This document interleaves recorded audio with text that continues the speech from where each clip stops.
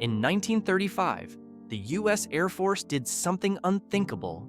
They dropped bombs on a volcano, and it backfired.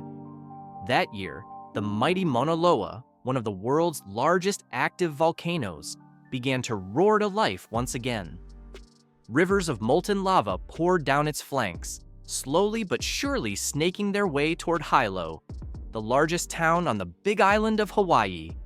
Panic spread through the streets. People watched helplessly as the unstoppable wall of fire crept closer with each passing day. Homes, farmland, and livelihoods were all at risk. Desperate for a solution, scientists and military leaders made a bold decision. If they couldn't stop the volcano, maybe they could bomb it into submission. The U.S. Army Air Corps, led by none other than a young George S. Patton, took to the skies and dropped explosives onto the mountain. But Mother Nature doesn't play by human rules, and what happened next left everyone wondering. Had they just made the volcano angrier? So how did we get here, and what were they thinking? Let's rewind the clock and uncover the story. Long before bombers ever circled its summit, Mauna Loa stood as both a natural wonder and a force to be feared. Towering over 33,500 feet from its base on the ocean floor to its peak above sea level, Mauna Loa is not only the largest active volcano on Earth, it's one of the most powerful geological forces shaping our planet. To native Hawaiians, this mountain is far more than just a volcano. In their ancient traditions, Mauna Loa is considered the domain of Pele, the goddess of fire and volcanoes. She is both a creator and a destroyer, giving birth to new land through lava, while also unleashing fury on anything in her path. For centuries, her restless spirit has been both revered and feared. And there's good reason to be cautious. Mauna Loa has erupted more than 30 times in recorded history, with the first documented eruption taking place in 1843. These eruptions have varied in size and duration, some lasting a few days, others pouring lava for weeks. In 1881, lava crept within just miles of Hilo, narrowly sparing the town. And in 1926, an eruption obliterated a small village in South Kona, covering homes and roads in molten rock. The mountain's eruptions aren't always explosive, but their sheer volume is staggering. A single eruption can unleash hundreds of millions of cubic meters of lava, transforming the landscape in days. By the time 1935 rolled around, Mauna Loa had established a long and terrifying reputation. Its lava moved fast, sometimes up to 6 miles per hour, and once it began flowing downhill, there was almost no way to stop it. That was the terrifying reality facing Hawaiians once again. And this time, the US military decided it was going to try something new.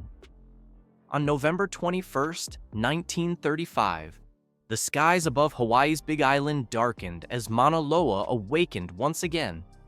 The eruption began high up on the mountain's northeastern flank, near the summit caldera of Moku Aweoweo. A fiery crack split open, and lava began pouring out in blazing streams, cutting through the rugged volcanic terrain with terrifying speed. At first, the lava flow didn't raise too many alarms. It was remote, slow-moving, and contained. But over the next several days, something changed. The lava found a channel, a natural highway down the mountain slope, and picked up speed. By early December, it was no longer just a geological event. It was a direct threat to Hilo, the island's largest town. Thousands of residents suddenly found themselves in danger. The lava was heading straight for the Waiakea district, where homes, businesses, and even the local water supply were in its path. If it reached the city, the damage would be catastrophic. The U.S. Geological Survey and local experts were on high alert. Geologist Thomas A. Jagger, founder of the Hawaiian Volcano Observatory, monitored the situation closely. He knew how destructive Mauna Loa could be, and how little time they had. Jagger and his team tracked the lava's every move, but they also understood a chilling truth. They had no known method to stop or redirect it.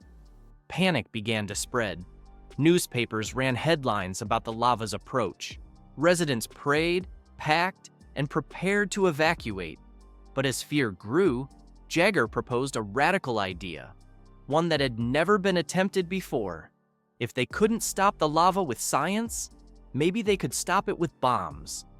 With lava creeping closer to Hilo and no proven way to stop it, geologist Thomas Jagger made a bold and controversial proposal: bomb the volcano. His theory was based on a simple yet risky idea. If they could collapse the lava tubes, underground channels through which molten rock was flowing, they might be able to redirect or slow the lava's advance. It sounded like something out of a science fiction novel, but with lives and property at stake, the plan was given serious consideration. Enter General George S. Patton, a rising star in the U.S. military who would later become legendary in World War II. At the time, Patton was a lieutenant colonel, and he was tasked with overseeing a unique operation using the U.S. Army Air Corps to bomb an active volcano. It was one of the most unusual missions ever conceived by the military. The plan was to send B-3 bombers and Keystone B-6s up to Mauna Loa's slopes and drop a series of demolition bombs directly onto the lava tubes near the erupting vent. Jagger believed that if the roof of the lava channel collapsed, it would cause the lava to spill out and slow down, losing its momentum. Word of the operation spread quickly. Some saw it as a daring act of innovation, a chance to fight back against nature with technology. Others thought it was pure madness. Could bombs really stop a volcano? As the planes prepared for takeoff, Hawaiians watched from a distance, caught between skepticism and hope, wondering if mankind could do what no one had ever done before: turn the tide of a volcanic eruption. On December 27, 1935, the mission began. In the early morning light, a formation of 5 Keystone B-3 and B-6 bombers took to the skies from Luke Field on Oahu, loaded with 20 demolition bombs, each weighing 600 pounds. Their target? A living, breathing volcano, and the red-hot lava tubes that were fueling its destruction. Flying over Mauna Loa was no simple task. The summit loomed at over 13,600 feet, and the conditions were anything but friendly. Volcanic gases choked the air. The terrain below was rugged, unpredictable, and shifting by the hour. Visibility was poor, with smoke, ash, and heat waves distorting everything in sight. Still, the pilots pushed on, guided by coordinates from Jagger's team on the ground, who had pinpointed the lava tubes and source vents believed to be driving the flow toward Hilo. The plan was precise: drop the bombs directly onto those points, collapse the lava tubes, and force the lava to spill out and slow down. As the bomb bay doors opened, the roar of the engines mixed with the eerie hiss of molten rock below. One by one, the bombs were released, plummeting toward the glowing earth. The ground shook with every explosion. Huge plumes of black rock and molten debris shot into the sky. But precision was a challenge. Inaccuracies were inevitable. Some bombs missed, landing on hardened lava. Others struck close enough to disrupt the tubes. It was a bold gamble in real time, with no certainty that it would work. The entire mission lasted less than a day, but it felt like a war against nature itself. For the first time in history, man had tried to fight a volcano, not with prayers or offerings, but with firepower. In the days following the bombing, there was cautious optimism. The lava flow appeared to slow down. It stopped advancing toward Hilo, and by January 2nd, 1936, the eruption came to a complete halt. Local headlines celebrated the mission as a success. The military praised the pilots. Thomas Jagger stood by his theory and claimed that the bombing had disrupted the lava tubes, effectively saving Hilo from disaster. It was the first and only time in US history that the military had bombed a volcano. For a while, it looked like science and firepower had teamed up to beat nature. But as the dust and ash settled, a different picture began to emerge. Later, geological studies raised doubts about the operation's impact. Researchers pointed out that Mauna Loa's eruption was already naturally declining by the time the bombs were dropped. The volume of lava had been decreasing for days, and the flow was losing momentum on its own. Some geologists argued that the bombs didn't cause the slowdown, they just coincided with it. In fact, others warned that bombing a volcano could actually destabilize the eruption further. Disrupting lava tubes might spill lava in unpredictable directions. Had conditions been different, the bombing might have made things worse, not better. Still, the operation remained a bold footnote in volcanic history, a moment when desperation, science, and military muscle collided on a mountaintop. Was it bravery or hubris? That question lingers to this day. What's clear is that the US Air Corps tried to fight a volcano with bombs and walked away, believing, at least for a time, that they had won. Today, the 1935 bombing of Mauna Loa is remembered as one of the most unusual and controversial episodes in the history of natural disaster response. In scientific circles, it's often cited as a dramatic example of human intervention in the face of overwhelming natural forces. While some view it as a bold experiment driven by necessity, others see it as a cautionary tale about the limits of human control over nature.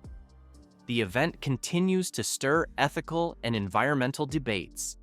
Should we interfere with natural disasters? Do we truly understand the systems we're trying to manipulate? Bombing a volcano may have seemed heroic in the moment, but in hindsight, it raised deeper questions about risk, responsibility, and unintended consequences. Nature isn't just a threat to be defeated. It's a complex system, and even well-intentioned actions can backfire. Since then, efforts to manage lava flows have become more measured. In places like Iceland and Italy, scientists have experimented with diversion walls, trenches, and even spraying lava with seawater to cool it. These methods, though far from perfect, are based on more precise modeling and a better understanding of volcanic behavior, not brute force. Still, the idea of bombing a volcano remains almost mythic. It's a story that blends desperation with imagination, science with spectacle. It's a reminder of just how far humans are willing to go when their homes, lives, and futures are on the line. In the end, the 1935 Mauna Loa mission wasn't just about stopping lava. It was about testing the very idea of control and finding, perhaps, that some forces are bigger than even our boldest plans. In the end, the story of the 1935 Mauna Loa bombing is a strange mix of bravery, desperation, and sheer audacity. It shows us what happens when human ambition collides with the raw power of nature. We flew bombers into the sky, dropped explosives on a volcano, and hoped to bend the Earth's will to our own. It sounds absurd, because it was. And yet, it's all true.